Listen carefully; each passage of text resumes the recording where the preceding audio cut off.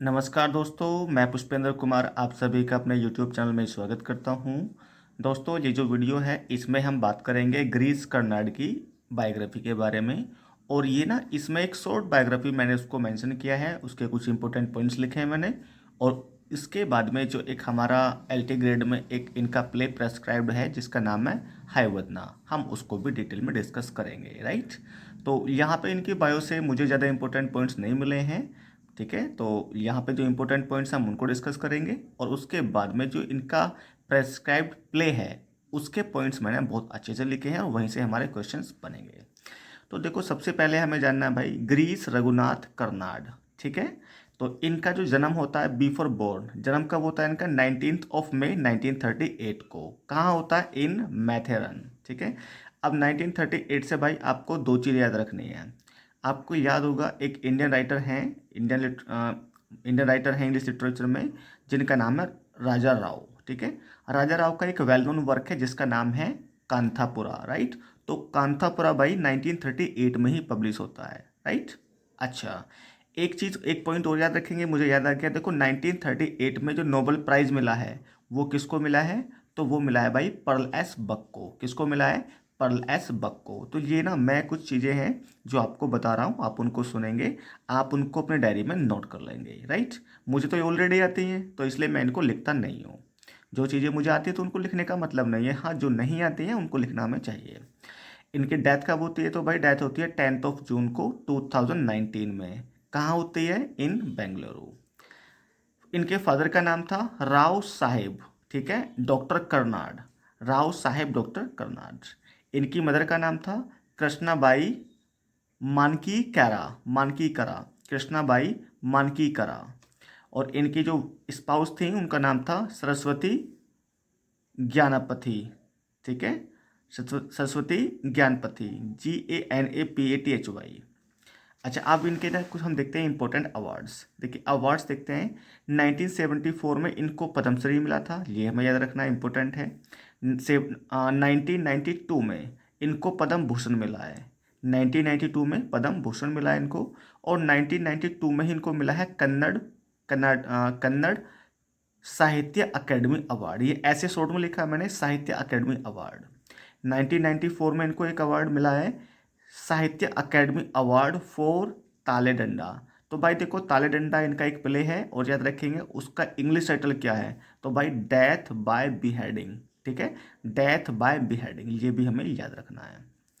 और 1998 में इनको मिला है भाई ज्ञानपीठ अवार्ड, ज्ञानपीठ अवार्ड। अब इनके कुछ इंपॉर्टेंट वर्क्स हैं, हम उनको वर्क्स को देखते हैं। सबसे पहले आप देखेंगे क्या भाई, ययाति, YAYATI, ययाति। इन इसके बाद में नेक्स्ट वर्क है इनका तुगलक, ठीक है। तुगलक जो कब आता है? 1964 में आता है। हेवदना जिसको हम पढ़ेंगे, ठीक है, उसको पढ़ेंगे। आगे देखते हैं। नेक्स्ट इनका बलि, ठीक है, बलि एक वर्क है इनका जिसका इंग्लिश टाइटल होता है द सेक्रीफाइस। नेक्स्ट वर्क है इनका नागमंडला, ठीक है, जो कब आता है? 1988 में आता है। The fire and the rain, the fire and the rain, ये इसका देखिए जो इसका ओरिजिनल टाइटल वो क्या है? अग्नि माटू मेल, अग्नि माटू मले, ठीक है। और इसका जो इंग्लिश टाइटल है वो क्या है? The fire and the rain. Next इनका वर्क हो गया ताले डंडा, जो मैंने आपको बता दिया है। ताले डंडा का मीन्स क्या होता है? Death by beheading. और नेक्स्ट वर्क है इनका the dreams of Tipu Sultan. आगे कुछ इंपॉर्टेंट और है एक दो पॉइंट, चलिए। और नेक्स्ट वर्क है इनका वेडिंग एल्बम। क्या? Wedding album. नेक्स्ट वर्क है इनका माँ निषद्धा, माँ निषद्धा। और देखिए ये आपका 1 एक्ट प्ले है। तो देखिए हमसे ये भी पूछ सकते हैं कि जो ये गिरीश कर्नाडक क्या इन्होंने प्ले लिखा है? तो उनमें से हमें ये प्ले पूछ सकते हैं कि माँ निषद्धा जो प्ले है ये कितने एक्ट में लिखा हुआ है? सो ये 1 एक्ट प्ले है, ठीक है। एक ये वर्क है इनका अंजू मैलिज, अंजू मैलिज, तो 1977 में आता है ये। और एक इनका वर्क है फ्लावर्स, लास्ट वर्क है इनका फ्लावर्स, 2012 में आता है ये। और ये क्या है? एक शॉर्ट प्ले है। तो यहाँ पे इनकी बायोग्राफी से ना मुझे कुछ यही इंपॉर्टेंट पॉइंट्स लगे जो हमारे LT ग्रेड के एग्जाम्स में पूछे जा सकते हैं, ठीक है भाई। और इसके बाद में जो हम डिस्कस करेंगे वो करेंगे जो हमारा प्ले है उसके जो करेक्टर्स एंड ऑल हैं, ठीक है, हम उनको डिस्कस करेंगे। तो इस वीडियो में हम बात करेंगे हायवदना के बारे में, ठीक है। तो जो एक प्ले है किसके द्वारा, ग्रीस कर्नाड के द्वारा, ठीक है। और देखिए हायवदना, इसका जो मतलब होता है, क्या होता है, person with a horse head, मतलब एक ऐसा व्यक्ति जिसका जो बॉडी है वो तो आदमी की है, ह्यूमन है, और जो उसका सर है, हेड है, वो किसका है, वो घोड़े का है। चलो, रिटर्न इन, ये ओरिजिनली कन्नड़ लैंग्वेज में लिखा हुआ है, ठीक है, और इसको इंग्लिश में भी ट्रांसलेट किया गया है, ठीक है। और देखो ये इंग्लिश में जो स्टेज किया गया था, फर्स्ट टाइम स्टेज किया गया था, तो वो 1972 में किया गया था, राइट। और ये 2 एक्ट प्ले है। देखो यहाँ पे ना इस वीडियो में मैंने सिर्फ और सिर्फ एग्जाम पॉइंट रखे हैं, तो एग्जाम पॉइंट्स यहाँ पे जो मैंने लिख रखे हैं बस वही काम के हैं, बाकी आप देखेंगे उसको।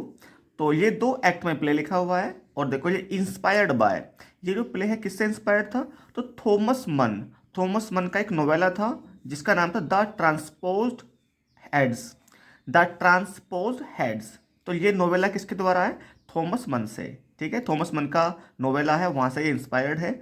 और देखिए थॉमस मन को नोबेल प्राइज कब मिला है, 1929 में मिला है, ठीक है।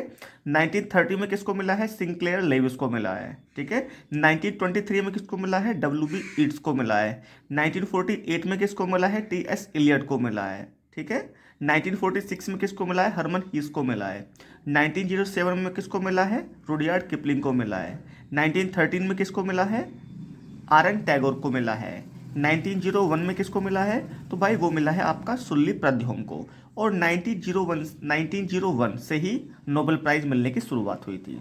तो ये तो कुछ हमारी एक्स्ट्रा बातें थी, मैंने आपको बता दी भाई, आ जाओ आगे। अब देखो, एरिका जूलिया हेडविग मन, एरिका जूलिया हेडविग मन, ये जो मैरिड करती हैं, शादी करती हैं, ये शादी करती हैं W.H. ओडन से। तो यहाँ पे भाई याद ये रखना है, जो एरिका जूलिया हेडविग मन है ना, ये थॉमस मन की बेटी हैं। और इन्होंने शादी किससे की है, तो भाई आपने एक पोइट का नाम सुना होगा W.H. ओडन, तो ये वही W.H. ओडन है, इन्होंने उनसे शादी की थी। एक्स्ट्रा पॉइंट मेरे याद था तो मैंने उसको यहाँ पे लिख दिया है।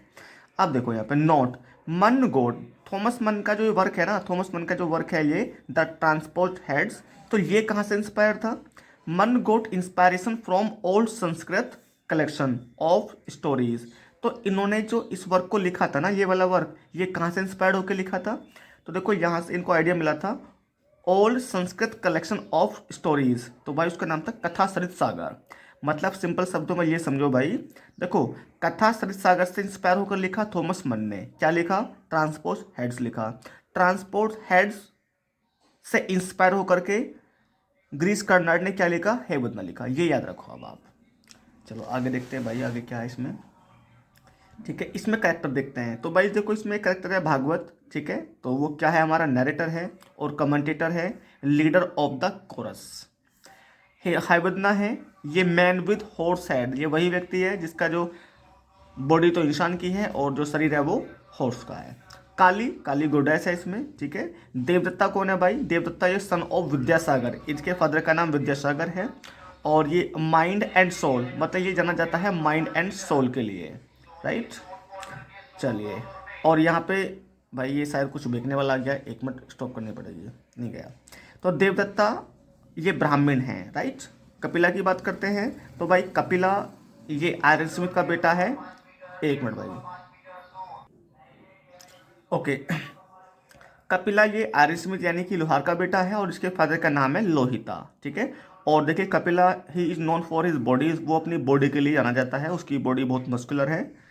और पद्मिनी क्या है, longs for body as well as mind. अब देखिए पद्मिनी क्या चाहती है कि वो एक बहुत अच्छी बॉडी वाला व्यक्ति और बहुत अच्छी बुद्धि वाला व्यक्ति वो चाहती है, तो body as well as mind. चलो भाई आगे देखते हैं। भाई आपने पढ़ा होगा, तो यहाँ पे ना मैंने सिर्फ इंपॉर्टेंट पॉइंट लिखे हैं, जिससे कि मैंने कम शब्दों में अपने इसको वर्क को रिवाइज कर लिया है। चलो, play begins, invocation of Lord Ganesh, याद रखेंगे भाई, जब प्ले की शुरुआत होती है तो लॉर्ड गणेशा का इन्वोकेशन होता है। सेटिंग है इसकी धर्मपुर में, ठीक है, धर्मपुर में, और जो वहाँ पे किंग धर्मशील रूल्स करते हैं।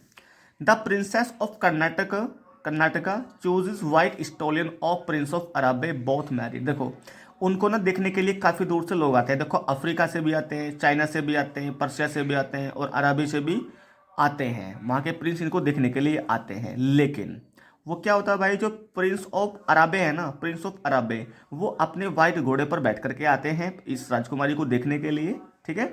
और वो उस प्रिंस ऑफ अराबे से तो प्यार में नहीं पड़ती हैं, बट उनके जो वाइट घोड़ा है वो उससे लव करने लगती हैं और वो डिसाइड करती हैं कि मैं इससे शादी करूंगी, तो वो उस वाइट स्टेलियन से शादी कर लेते हैं। दोनों की शादी हो जाती है। आ जाओ। तो देखो भाई, वो जो प्रिंस आए थे कहाँ कहाँ के आए थे ये भी देखो। अफ्रीका से आए थे, चाइना से आए थे, पर्सिया से आए थे और अरबी से आए थे। Lives with horse 15 years. अब देखो वो लड़की थी ना, मतलब वो राजकुमारी घोड़े के साथ में 15 साल तक रही थी। और आगे देखते हैं क्या होता है। Horse turns into a celestial being, Gandharva, under the curse of कुबेरा। तो देखिए जो वो हॉर्स था वो किस में चेंज हो गया, सेलेशियल बीइंग में चेंज हो गया, यानी गंधर्व वो बन गया था। और किसके अंडर हुआ था ये सब, अंडर द कर्स ऑफ कुबेरा। अब देखो उनका एक बेटा हुआ है, ठीक है, उस वाइट स्टेलियन का और प्रिंसेस का। बोर्न चाइल्ड इज हैवतना, ये उसी का बेटा है। काली टेम्पल ऑफ चित्रकूट, देखो ये याद रखना है भाई, जो काली का जो काली टेम्पल है वो कहाँ पर है, चित्रकूट में है। Devadatta prays to god Rudra and goddess Kali to offer his head and arms respectively. अब देखो आपको पता है कि यार वो ना उससे एक बार ये कहता है, मतलब कि जो देवदत्ता है वो प्रे करता है गॉड काली से और गॉड रुद्र से कि अगर मुझे पद्मनी मिल गई तो मैं अपना जो सर है और जो अपनी बाजू हैं आपको वो ऑफर करूंगा। तो Devadatta prays to god Rudra and goddess Kali to offer his head and arms respectively, क्योंकि वो सब इसलिए करेगा क्योंकि उसको अगर पद्मनी एज अ वाइफ मिल जाती है तो। Bhagavata announces the marriage of Padmini and Devadatta. तो भाई याद रखेंगे पद्मना ही, भागवत ही पद्मनी और देवदत्ता की मैरिज को अनाउंस करता है। Padmini praises the driving skills of Kapila. तो जो पद्मनी है वो कपिला की ड्राइविंग स्किल की प्रशंसा करती है। कपिला देखो भाई इधर करना पड़ेगा, दिख रहा है। Kapila told about the fortunate ladies flower to Padmini. तो भाई याद रखेंगे यार, हमें ना एग्जाम में पूछ सकते हैं कि विच flower is mentioned in this story, इसमें स्टोरी में कौन सा फ्लावर मेंशन किया गया है। तो भाई लेडीज फ्लावर, ठीक है, फॉर्चुनेट लेडीज फ्लावर मेंशन किया गया है, ठीक है। Kapila feels that Devadatta has been his friend, brother, guru and everything, takes the same sword and cuts off his head. अब देखिए जब देवदत्ता मंदिर में जाता है, वो भाई वहाँ जाता है कि मुझे वाइफ मिल गई है, तो वहाँ पे जाके वो अपने आप को मार लेता है, अपने वो हेड और अपने आर्म्स को वो ओवर कर देता है। तो जब कपिला उसको ढूंढने के लिए जाता है ना, तो वहाँ पे क्या होता है देखो, वो ये कहता है कि जो देवदत्ता है ना, वो इसको ये समझ में आता है, वो इस चीज़ को मानता भी है, एक्सेप्ट करता है कि देवदत्ता उसका दोस्त रहा है, भाई रहा है, गुरु रहा है और सब कुछ रहा है उसके लिए। तो वो भी वही करता है, वो उस वाली तलवार को उठाता है और उसी तलवार से अपने आप को काट लेता है, अपना सर काट लेता है। देवदत्ता क्या प्रोमिस करता है देखो, लिम्स टू काली। अब यह याद रखना है, देवदत्ता प्रोमिस करता है भाई कि वो लिम्स तो देगा अपनी काली को, ठीक है, काली देवी को, और हेड देगा किसको, रुद्रा को, गॉड रुद्रा को। He refers to king Vikram who replies to Betala saying that the head is superior to the body। अब देखिए वहाँ पे ना, अब आगे बढ़ेंगे तो आपको पता है कि वो जो पद्मनी है वो उनकी बॉडीज को जोड़ देगी, वो सरगाट लगा देगी। तो वहाँ पे उनका एक विवाद ये होता है कि यार अब इसका हस्बैंड कौन है, क्योंकि देखिए जो कपिला था और जो देवदत्ता था उनके आपस में हेड चेंज हो गए हैं उसमें लगाते समय। अब उनका एक नया जो मतलब एक कॉन्फ्लिक्ट है या फिर एक जो उनका फाइट है वो ये है कि अब इसका हस्बैंड कौन है, ठीक है। तो वहाँ पे जो किंग विक्रम है वो यहाँ पे एक मतलब मेंशन करते हैं, वो कहते हैं कि भाई देखो, he refers to king Vikram who replies to Betala saying that the head is superior to the body. देखिए जो हेड है ना वो बॉडी का सुपीरियर है, ठीक है, the head is superior to the body, मतलब कि जिसका सर है उसका वो, मतलब जिसके ऊपर सर लगा हुआ है तो वो उसका हस्बैंड होगा। मतलब कि उसकी शादी हुई थी देवदत्ता से, तो देवदत्ता से उसकी शादी हुई थी, लेकिन देवदत्ता की जो बॉडी है वो किसकी है, वो कपिला वाली है, ठीक है। तो अब यहाँ पे हस्बैंड कौन है इसका, भाई यही हो गया, ठीक है, कपिला की बॉडी वाला। Finally Devadatta is the husband of Padmini, सीधी सी बात है। आगे आ जाओ। Padmini bore a male child. Padmini एक मेल चाइल्ड का जन्म देती है। और देखो जो वहाँ पे डॉल्स होती हैं, dolls complains of the child who continues to cry. और वहाँ पे डॉल्स रखी हुई है, खिलौने हैं, तो वो क्या लगातार कंप्लेन करते हैं कि यार ये तो बच्चा बहुत रोता रहता है ना। Padmini ask Devadatta to bring new dolls from Ujjain fair. ये याद रखना भाई, जो पद्मनी डिमांड करती है वो उससे पूछती है देवदत्ता से नई गुड़िया लाने के लिए, तो वो किस फेयर की बात करते हैं, तो भाई उज्जैन फेयर की बात करते हैं। ये हमें एग्जाम के पॉइंट ऑफ व्यू से याद रखना है। थोड़ा सा और बचा है।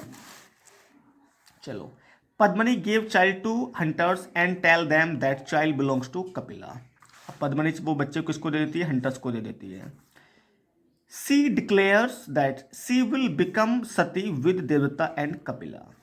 अ horse is singing national anthem. देखो, एक हॉर्स था, वो क्या गा रहा था? नेशनल एंथम गा रहा था। याद रखेंगे, घोड़ा क्या गा रहा था भाई? तो नेशनल एंथम गा रहा था। Padmini son has a mole on his body. Padmini का जो बेटा था उसकी बॉडी पर एक मोल था, स्पॉट था, तो उससे उसकी पहचान होती है। पद्मनी, अच्छा यहाँ से, goddess Kali doesn't listen to him completely and makes him a complete horse instead of making him a complete man. अब देखिए, जो गोडेस काली है ना, वो उसको ध्यान से नहीं सुनते हैं और वो उसको क्या करते हैं? कंप्लीटली मेक्स हिम, उसको वो completely makes him a complete horse, मतलब उसको ना एक कंप्लीट घोड़ा बना देती हैं, जबकि उनको बनाना क्या था? वो उनको कंप्लीट मैन बनाना था, राइट। चलो, Hayavadna asked the body, sorry, Hayavadna asked the boy to sing national anthem, but boy sings lullaby. अब हाईवदना क्या करता है? वो उस लड़के से कहते हैं कि आप नेशनल एंथम गाओ, लेकिन जो लड़का है वो क्या गाता है? वो लुलाबे गाता है। प्ले एंड्स, अब जो प्ले खत्म होता है, प्रेयर टू लॉर्ड गणेशा, ठीक है, इन्वोकेशन लॉर्ड गणेशा से हुआ था, और एंड क्या होता है? Prayer to Lord Ganesha. Giving grandson to a grandfather, giving grandson to a grandfather, laughter to a child, and neigh to a horse. I have no place there, I have no place there, no peace, no salvation। ये कपिला कहता है भाई, कपिला का statement है ये। I have no place there, no peace, no salvation, Kapila कहता है। अब यहाँ पे कुछ और इंपॉर्टेंट पॉइंट हमको देख लेते हैं भाई थोड़े से। ग्रीस कर्नाड कौन थे भाई? एक रोडी स्कॉलर थे, और ये एसोसिएटेड थे, किससे जुड़े हुए थे? ऑक्सफोर्ड यूनिवर्सिटी प्रेस से जुड़े हुए थे। और देखो, less is out V S Naipaul for his antipathy towards Indian Muslim in Tata literature festival held in Mumbai in 2012। मतलब ये हुआ कि भाई ग्रीस कर्नाड ने ना, जो ये वी एस नाइपोल है, उनको लेस इज आउट किया था, और उनकी जो इंडियन मुस्लिम के प्रति घृणा थी उसको बताया था। जीके, जीके यानी ग्रीस कर्नाड। ग्रीस कर्नाड कॉल्ड टैगोर, इन्होंने टैगोर को क्या कहा है? सेकंड रेट प्ले राइट बोला है ग्रीस कर्नाड ने रविंद्रनाथ टैगोर को। रविंद्रनाथ टैगोर को भाई नोबेल प्राइज कब मिला था? मैंने अभी आपको बताया था, नोबेल प्राइज 1913 में मिला है। किसके लिए मिला है इनको? इनका एक वर्क है द गीतांजलि, ठीक है, द गीतांजलि भाई, द गीतांजलि, ठीक है। जो द गीतांजलि है वो भाई ओरिजिनली किस लैंग्वेज लिखा हुआ था? तो ओरिजिनली वो लिखा हुआ था भाई बंगाली लैंग्वेज में, और लिखा गया था उसको 1910 में। उसको फिर बाद में इसको ट्रांसलेट किया गया इंग्लिश में। कब ट्रांसलेट किया गया? 1912 में, यानी कि 1912 में वो आता है। और इसको 1913 में क्या मिल गया भाई? इसको मिल गया नोबेल प्राइज़। अच्छा, अब आपको पता है कि जो इसका प्रीफेस था, यानी कि जो गीतांजलि का प्रीफेस था, वो किसने लिखा था? तो भाई आपको पता होना चाहिए यार, उसको पब्लिश कराने में किसने हेल्प की थी? तो भाई WB ईट्स ने उसकी हेल्प की थी। ये सारी चीज़ें ना टिप्स पे होनी चाहिए, और ये ना बड़े एग्जाम पॉइंट है, बढ़िया है, ये आते हैं यहाँ से। चलो, ये सेकंड रेट प्ले राइट बोल दिया। तो जी, Girish Karnad is a critic of religious fundamentalism and Hindutva in India. Girish Karnad opposed for the PM post in 2014 for Modi. अब देखो भाई, 2014 में जो इलेक्शन हुए थे ना, उसमें जो PM वाले इलेक्शन होते हैं, तो उसमें ग्रीस कर्नाड ने प्राइम मिनिस्टर मोदी को ओपोज किया था कि यार ये व्यक्ति प्रधानमंत्री नहीं बनना चाहिए उनकी सीट के लिए। तो ऐसा बुक में मेंशन है, ठीक है। आगे देखते हैं। I wanted your power but not your wildness, you lived in hate I in fear. Devdatta, देखो, आई वॉन्टेड योर पावर, आपको पता है देवदत्ता ना मतलब माइंड से स्ट्रांग था, उसका उसका बहुत अच्छा माइंड था, ठीक है, समझदार था वो। बट नॉट योर वाइल्डनेस, तो देवदत्ता क्या कह रहा है? आई वॉन्टेड योर पावर, मतलब वो किसकी पावर चाहता है भाई? कपिला की पावर चाहता है, क्योंकि कपिला क्या है? एक बॉडी बिल्डर है, मस्कुलर है, ठीक है। I wanted your power but not your wildness, you lived in hate I in fear.